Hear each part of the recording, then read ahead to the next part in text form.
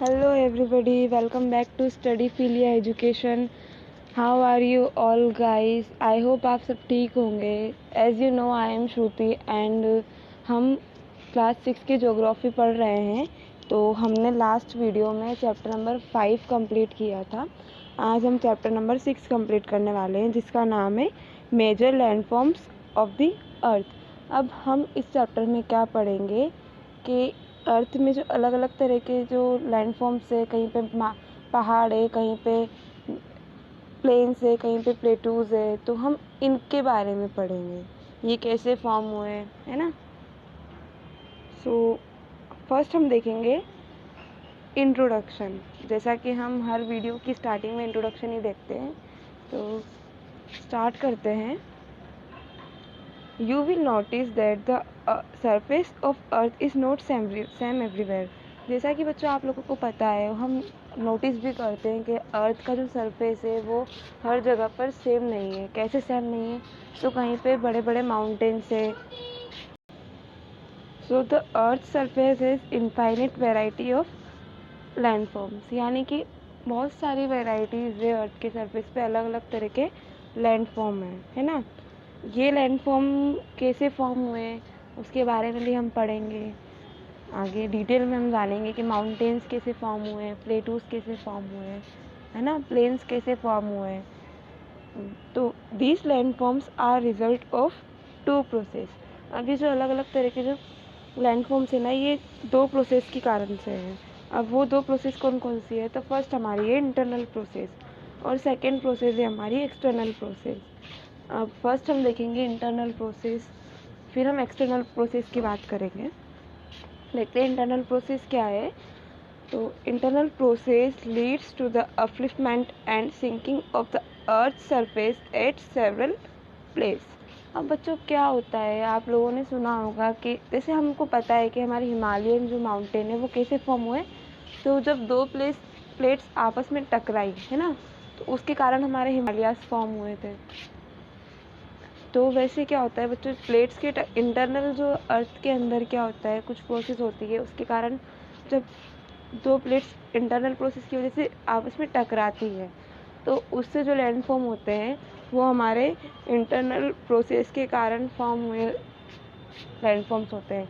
जो कि कभी कभी तो क्या होता है कि प्लेट्स टकराने से ऊपर उठ जाता है तो वो हमारे माउंटेन्स ऐसे फॉर्म हो जाते हैं, और कभी दो प्लेट्स टकराने से हमारा जो लैंड है वो नीचे चला जाता है, सी में, ज़मीन के अंदर चला जाता है, तो उसकी वजह से हमारी वैलीज फॉर्म होती है. ये है हमारी इंटरनल प्रोसेस. नेक्स्ट है हमारी एक्सटर्नल प्रोसेस. अब एक्सटर्नल प्रोसेस क्या है? तो the continuous wearing down and rebuilding of the land surface. अब बच्चों क्या होता है, जो एक्सटर्नल प्रोसेस की वजह से जो हमारे इंटरनल प्रोसेस की वजह से जो हमारे लैंड फॉर्म्स हुए हैं, जो माउंटेन्स बने हैं, वो क्या होता है कि हवा और पानी के बहाव के कारण, जब बारिश होती है ना, बारिश के सीज़न में, तो पानी के बहाव की वजह से क्या, मिट्टी, जो सूखी मिट्टी होती है वो बह करके एक जगह से दूसरी जगह चली जाती है ना, इरोशन की वजह से. इरोशन क्या होता है वो भी मैं आपको बताती हूँ अभी. तो वो दूसरी जगह चली जाती है और जाके वहाँ पे डिपॉजिट हो जाती है. तो उस कारण से क्या होता है, हमारी एक्सटर्नल प्रोसेस, उसको हम बोलते हैं एक्सटर्नल प्रोसेस, जिसकी वजह से भी हमारे कई प्रकार के लैंडफॉर्म बनते हैं. ठीक है. तो इरोशन क्या होता है? The wearing away of the earth surface. मतलब अर्थ के सरफेस का एक जगह से दूसरी जगह जाना, उसको हम बोलते हैं इरोशन. वो किसकी वजह से होता है? तो वो फर्स्ट हमारी विंड और वाटर की वजह से होता है ना, रेन वाटर और विंड की वजह से होता है. आपने देखा होगा कि कहीं रेगिस्तान में हवा चलती है तो मिट्टी एक जगह से उड़ के दूसरी जगह जाके शिफ्ट हो जाती है. तो और पानी के कारण भी, पानी के बहाव के कारण भी क्या, रेत है, मिट्टी है, वो नदियों में भी एक जगह से दूसरी जगह शिफ्ट हो जाती है. बारिश में पहाड़ों की मिट्टी नीचे आ जाती है ना. ये होता है हमारा इरोशन. नेक्स्ट हमारा डिपोजिशन क्या होता है? जो इरोशन की वजह से जो बच्चों देखो, the surface is being lowered by the process of erosion and rebuild by the process. अब क्या होता है कि जो सरफेस हमारा इरोशन की वजह से बह चुका है, वो जब एक जगह पे जाके इकट्ठा होता है ना, और वहाँ पे जो रीबिल्ट होती है, जो वहाँ पे जो लैंडफॉर्म होते हैं वो डिपोजिशन की वजह से होते हैं, और जो इरोजन की वजह से जो मिट्टी बहकर एक फिक्स जगह पर आती है ना तो उसको हम बोलते हैं डिपोजिशन। फिक्स हो जाती है वो तो उसको हम बोलते हैं डिपोजिशन। ये हमारी दो प्रोसेसेस हैं।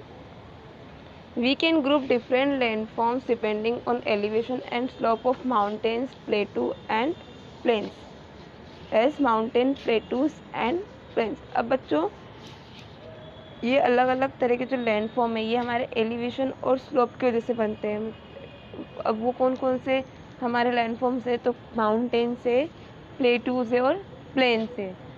ऐसे तो बहुत सारे अलग अलग प्रकार के लैंडफॉर्म्स होते हैं पर सबके बारे में तो हम नहीं पढ़ सकते ना, तो हम मेजर 3 लैंडफॉर्म के बारे में यहाँ पे पढ़ेंगे, mountains, plateaus and plains. First हम देखेंगे माउंटेन्स के बारे में। अब माउंटेन्स के से आप सभी लोग फैमिलियर होंगे। हम देखते हैं हिमालयन रेंज है ना, अल्प्स माउंटेन रेंज है, और हिमालय तो हमारा कहाँ है, तो एशिया में है हिमालय, है ना। उसकी सबसे ऊंची चोटी कौन सी है, माउंट एवरेस्ट, सबको पता है। तो अब माउंटेन क्या है, अ mountain is any natural elevation of the earth surface. Mountain जो बच्चों कैसे बनते हैं, तो अर्थ का अपनी सतह से ऊपर उठ जाना, है ना, उसकी वजह से जो लैंडफॉर्म आते हैं उसको हम बोलते हैं माउंटेन्स, जो अर्थ की सतह से ऊंचे होते हैं। आप लोगों ने देखा होगा हिमालय कितने ऊंचे हैं अर्थ से, तो ये होते हैं हमारे mountains. Some mountains are even higher than the clouds. अब कुछ माउंटेन्स तो क्या बादलों से भी ज़्यादा ऊंचे होते हैं, जैसे हिमालयन माउंटेन रेंज है ना, तो ये क्या बादलों से भी ऊंचे होते हैं, क्लाउड से भी ऊंचे होते हैं। As you go higher the climate becomes colder. अब जब हम बहुत ज़्यादा ऊंचाई पे चले जाते हैं माउंटेन पे, तो जो वातावरण है वो ठंडा पड़ जाता है। आप लोगों ने देखा होगा कि माउंटेन्स पे हमें सांस लेने में प्रॉब्लम होती है, तो वो हाइट की वजह से होती है, ऑक्सीजन का लेवल वहाँ पे कम हो जाता है ना। तो आप लोगों ने देखा होगा कि जो माउंटेन क्लाइंबर्स होते हैं, है ना, वो लोग क्या अपने ऑक्सीजन सिलेंडर रखते हैं अपने पास, ऊपर से माउंटेन पे जाते हैं। तो in some mountains there are permanently frozen river of ice, they are called glaciers. अब कुछ माउंटेन्स पे क्या परमानेंटली फ्रोजन रिवर्स, बर्फ से बनी हुई नदियाँ बहती रहती है, और उन नदियों को हम क्या बोलते हैं, ग्लेशियर्स बोलते हैं, है ना। Some mountains are under the sea which we can not see. अब कुछ माउंटेन्स जो है ना वो ज़मीन के अंदर पाए जाते हैं। जब जो दो प्लेट टकराती है तो कुछ लैंडफॉर्म से ऊंचे उठ जाते हैं और कुछ ज़मीन के अंदर चले जाते हैं, जैसा मैंने आपको बताया। तो ज़मीन के अंदर जो फॉर्म होते हैं ना वो भी माउंटेन्स होते हैं। अलग अलग तरह के माउंटेन ज़मीन के अंदर पाए जाते हैं। अरेबियन सी में एक बहुत फेमस माउंटेन है हमारा। तो ये जो माउंटेन्स है इनको हम देख नहीं सकते ना, अंडर सी वाले जो माउंटेन्स है। Because of harsh climate less people are live here. अब यहाँ के क्लाइमेट की वजह से, ठंडे क्लाइमेट की वजह से यहाँ पे बहुत कम लोग रहते हैं माउंटेन्स पर। पॉसिबल भी नहीं है ज़्यादा लोगों का यहाँ पे रहना, क्योंकि इसके जो स्लोप्स होते हैं वो कैसे तिरछे होते हैं। मतलब आप लोगों ने देखा होगा पहाड़ी एरिया कैसा होता है। तो less land is available for farming. अब यहाँ पे खेती करने के लिए ज़्यादा लैंड भी नहीं होता है, तो ज़्यादा ज़मीन भी नहीं है, तो यहाँ पे इतने अच्छे से लाइफ पॉसिबल नहीं है।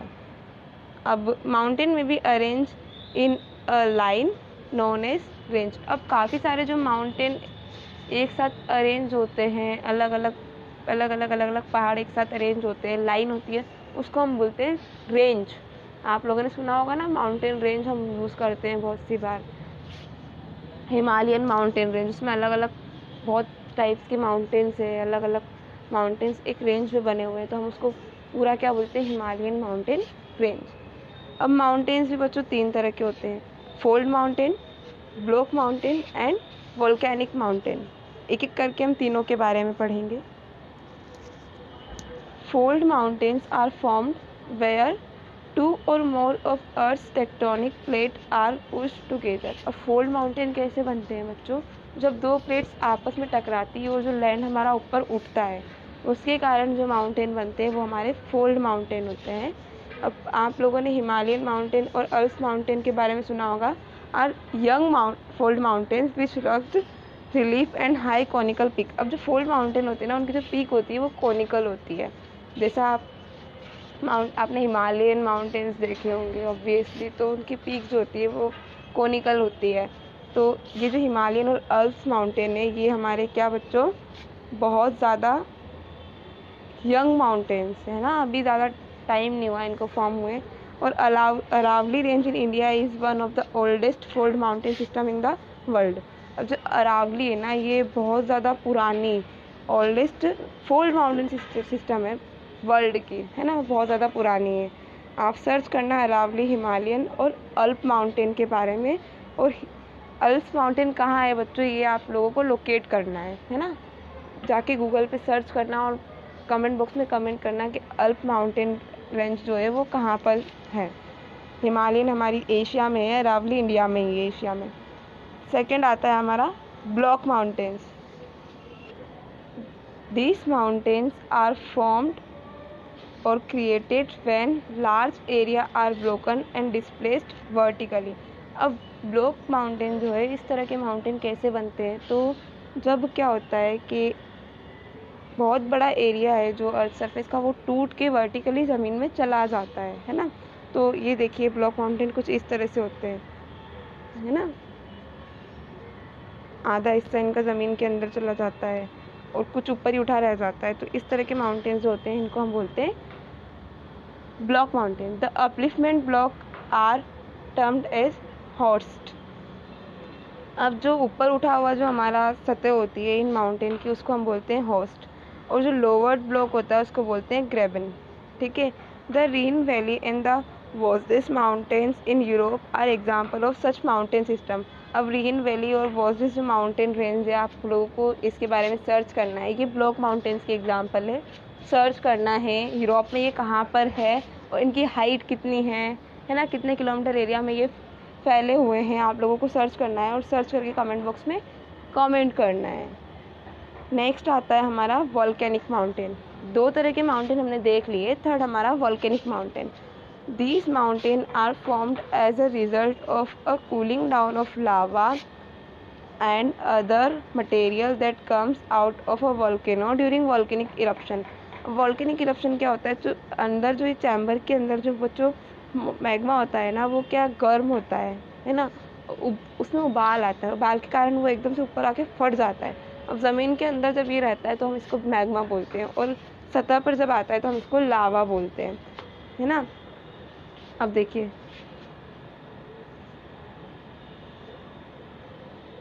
इस तो बच्चों हमारे वॉल्केनिक माउंटेन कैसे फॉर्म होते हैं, जब लावा बाहर आता है और वो फट जाता है तो उसके कारण जो हमारे माउंटेन्स बनते हैं उनको हम बोलते हैं वॉल्केनिक माउंटेन, जो कि वॉल्केनिक इरप्शन के कारण हमारे बनते हैं। Volcanic mountain are form due to volcanic activity. Volcanic activity क्या, वही मैंने जो आपको बताया कि मैग्मा गर्म होता है बहुत ज़्यादा और वो उसमें उबाल आता है, वो अर्थ की सतह पर आके फट जाता है लावा, है ना, ये वॉल्केनिक एक्टिविटी होती है। आपने ज्वालामुखी का नाम सुना होगा, तो जैसे वो फटता है ना, तो उसकी वजह से जो माउंटेन फॉर्म होते हैं वो हमारे वॉल्केनिक माउंटेन है। Mount Kilimanjaro in Africa and Mount Fujiyama in Japan are example of such mountain. अब ये जो माउंटेन्स है, एक अफ्रीका में है किलिमंजारो एंड फुजियामा जापान में, ये वॉल्केनिक माउंटेन के एग्जाम्पल्स हैं।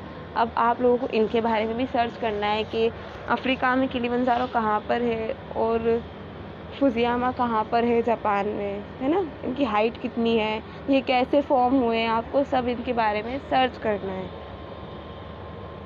अब ये तो हमने 3 तरह के माउंटेन्स देख लिए। अब माउंटेन्स हमारे लिए यूज़फुल क्यों है ना, हम माउंटेन्स हमारे लिए बहुत ज़्यादा यूज़फुल है। हम देखेंगे माउंटेन्स हमारे लिए यूज़फुल क्यों है। Mountains are the store house of water. अब बच्चों माउंटेन्स जो है ना, वो वाटर का स्टोर हाउस है। कैसे, तो बारिश के टाइम पे माउंटेन्स के बीच में हमारा पानी भरा जाता है ना, और many reverse have their source in the glaciers in the mountains. अब माउंटेन्स पे जो ग्लेशियर्स होते हैं, तो बहुत सारे रिवर्स के सोर्स वही है, ग्लेशियर्स पिघलते हैं, है ना, उससे जो पानी रिवर्स में आता है, तो ये माउंटेन्स से ही आता है। ग्लेशियर्स हमारे कहाँ है, माउंटेन्स पे ये waters from mountains are also used for irrigation. अब माउंटेन्स से जो हमारा पानी आता है वो इरीगेशन के लिए ना, खेती में सिंचाई के लिए बहुत ज़्यादा यूज़फुल है। The river valleys and terraces are ideal of cultivation crop, है ना, जो नदियों से जो पानी आता है हमारा, और जो ये खेती होती है हमारी पहाड़ों पर, है ना, ये भी बहुत ज़रूरी है।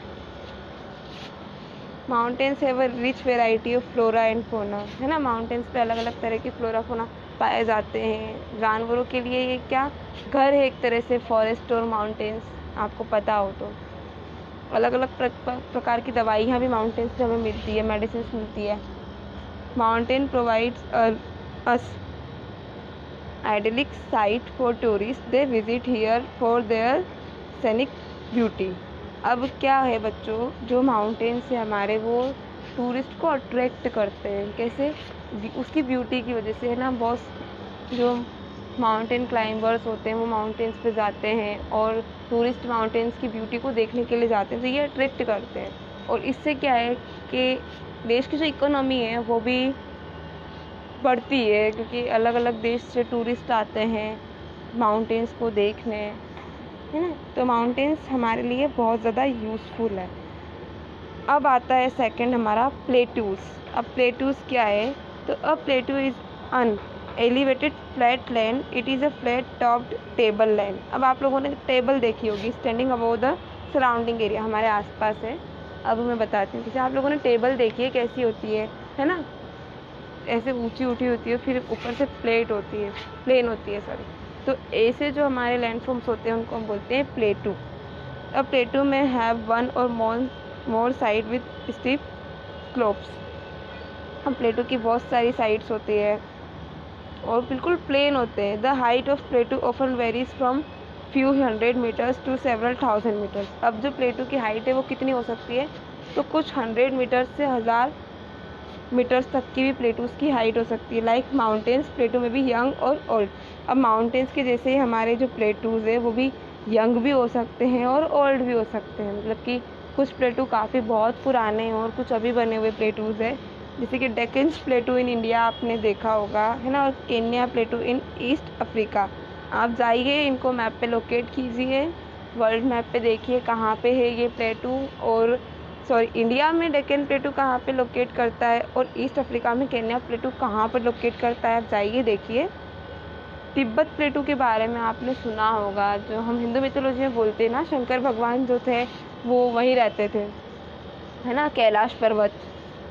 Tibet plateau is the highest plateau in the world with the height of 4000 to 6000 meter above the mean sea level. अब जो तिब्बत प्लेटू है ना, जो कि चाइना में है प्रेजेंट टाइम में, वो बहुत ऊंचा प्लेटू है, सबसे ऊंचा है। और उसकी हाइट कितनी है, 4000 से 6000 मीटर तक उसकी हाइट है मेन सी लेवल से। सी लेवल को हम क्या ज़ीरो कंसिडर करते हैं, मैंने आपको प्रीवियस वीडियो में बताया था। Plateaus are very useful because they are rich in the mineral deposit. अब जो प्लेटूज है हमारे वो बहुत ज़्यादा यूज़फुल है। अब वो इस यूज़फुल क्यों है, क्योंकि यहाँ पे अलग अलग तरह के मिनरल्स पाए जाते हैं जो कि हमारे लिए बहुत ज़्यादा ज़रूरी है। As a result many of the mining areas in the world are located in the plateau area. अब जो माइनिंग एरियाज है आपने देखा होगा कि अधिकतर प्लेटू साइड पे ही होते हैं, है ना। The African प्लेटू is famous for the gold and diamond mining. जो अफ्रीकन प्लेटूज जो है वो गोल्ड और डायमंड माइनिंग के लिए फेमस है। अब यहाँ पे क्या गोल्ड और डायमंड काफ़ी ज़्यादा मात्रा में पाया जाता है, तो इनकी माइनिंग यहीं पे लोग, जहाँ पे ऑब्वियसली जो चीज़ जहाँ पाई जाएगी उसे लोग वहीं ढूंढेंगे जाके, है ना। अब ईरान में, इराक में क्या पेट्रोल पाया जाता है तो लोग वहीं जाके ढूंढते हैं। रशिया में पेट्रोल है तो वो वहीं जाके ढूंढते हैं। Huge reserves of iron, coal and manganese are found in the Chota Nagpur प्लेटू। अब छोटा नागपुर प्लेटू में क्या पाया जाता है, जो कि इंडिया में है, आयरन है, कोल है और मैग्नीज है। आप लोगों से कभी भी क्वेश्चन पूछ ले कि छोटा नागपुर प्लेटू में कौन कौन से मिनरल्स पाए जाते हैं, तो आप नोट कर लीजिए कहीं कि आयरन, कोल और मैग्नीज छोटा नागपुर प्लेटू में पाए जाते हैं। यहाँ पे ह्यूज रिजर्व है, यहाँ पे बहुत बड़ी मात्रा में ये पाए जाते हैं। और जो अफ्रीकन प्लेटू है वो गोल्ड और डायमंड माइनिंग के लिए फेमस है। तिब्बत प्लेटू की हाइट हमारी 4000 से 6000 मीटर, जो कि सबसे ज़्यादा हाईएस्ट प्लेटू है। In the plateau area there are many waterfall as the river falls from the great height. अब प्लेटू एरिया में बच्चों क्या बहुत बहुत सारे वाटरफॉल्स है, जैसे रिवर्स माउंटेन से रिवर्स गिरती है ना, वैसे ही प्लेटू एरिया में बहुत सारे वाटरफॉल हैं। The Hundru falls in the Chota Nagpur प्लेटू, जोग फॉल इन कर्नाटका, है ना। ये इन दोनों को भी आप जाके देखिए, हुंड्रू फॉल्स के बारे में और जोग फॉल्स के बारे में आप पढ़िए जाके। The lava plateau are rich in black soil that are fertile and good for cultivation. अब जो लावा प्लेटू है वो ब्लैक सोइल के लिए बहुत ज़्यादा, वहाँ पे बहुत मतलब ब्लैक सोइल पाई जाती है, फर्टाइल है और गुड फॉर कल्टिवेशन है, भी कल्टिवेशन के लिए भी बहुत ज़्यादा अच्छा माना जाता है। अब आता है हमारा प्लेन एरिया।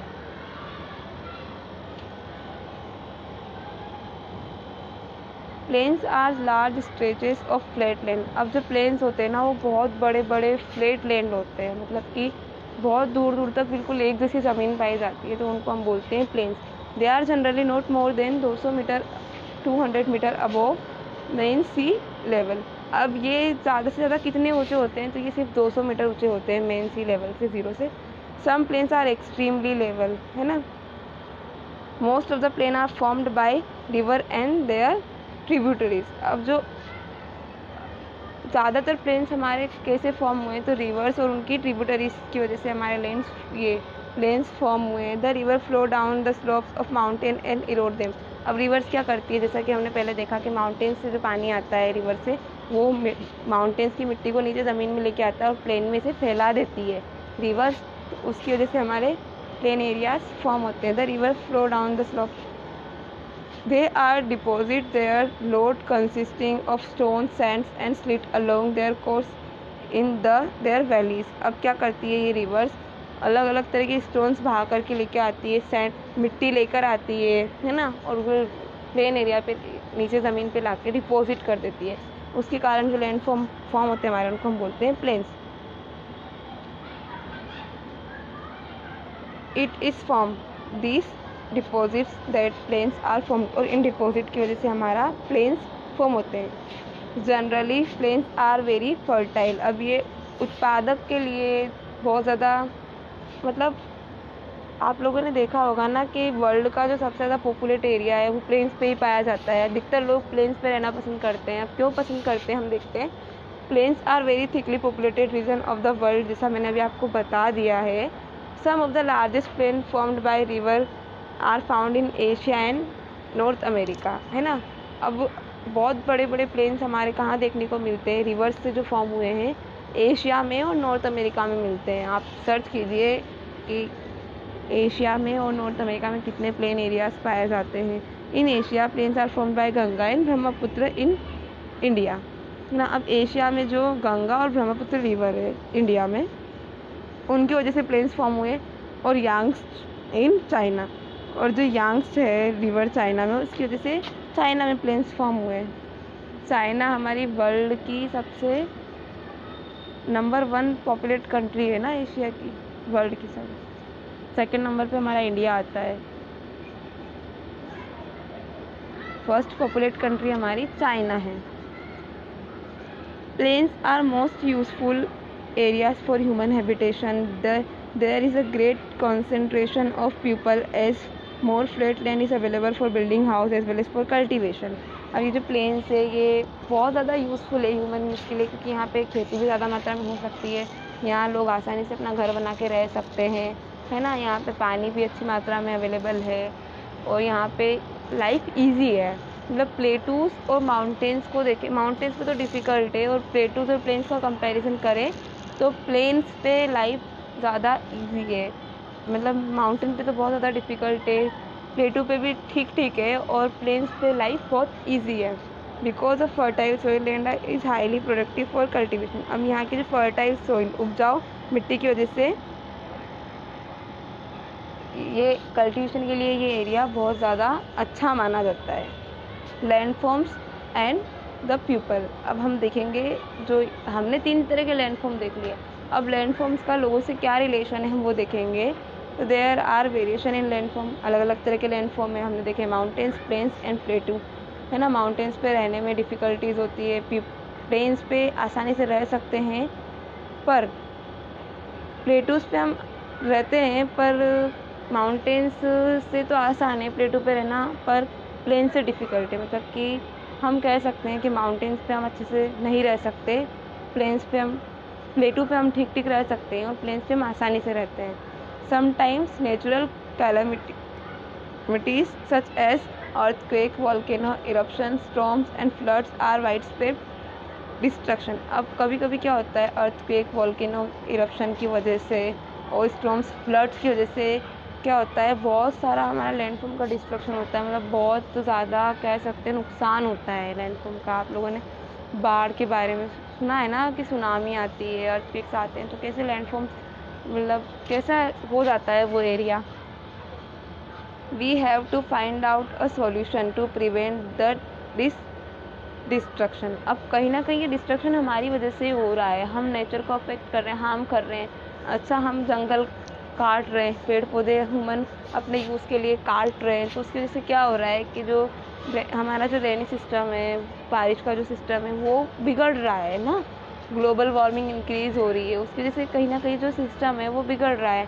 जैसे ऑब्वियसली ह्यूमन बॉडी में होता है, हम एक दिन सही से खाना नहीं खाते, 2 दिन सही से खाना नहीं खाते हैं, या फिर हम कुछ ज़्यादा ख़राब चीज़ें खा लेते हैं तो हमारी बॉडी अफेक्ट होती है, परेशान होते हैं, हम बीमार हो जाते हैं। तो वैसे अर्थ के साथ है ना। तो हमारी ड्यूटी है ये कि हम उसको प्रोटेक्ट करें। तो हम कैसे प्रिवेंट कर सकते हैं? हाउ? By creating awareness. हम अवेयर रहें, हम जागरूक होकर हम ये सब दूर कर सकते हैं। हम ज़्यादा से ज़्यादा सचेत रह के हम ये चीज़ें दूर कर सकते हैं कि हम हमारे जो लैंडफॉर्म से उनको नुकसान ना पहुँचाएं। नेचुरल जो ब्यूटी है उसको हम बना के रखें।